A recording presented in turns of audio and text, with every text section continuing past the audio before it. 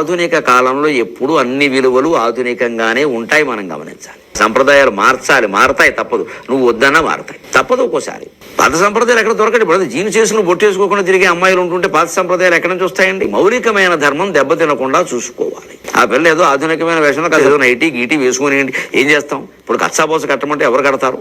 అంచేతను మరీ పాత ఆచారాలకు కట్టుబడ్డం, మరీ పాత కావ్య సంప్రదాయాలకు కట్టుబడ్డం ఆధునిక కాలంలో పనికిరాదు. ధర్మం ఎప్పుడూ కాలాన్ని బట్టి మారతాయి, ఆచారాలు కాలాన్ని బట్టి మారతాయి, సంప్రదాయాలు కాలాన్ని బట్టి మారతాయి.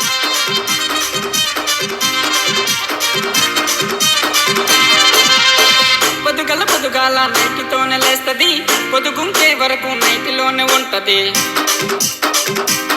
లక్షలు ఖర్చు పెట్టి చీరలు ఎన్నుకుంటది, కొన్న చీరలన్నీ బీరువాలోనే కట్టది.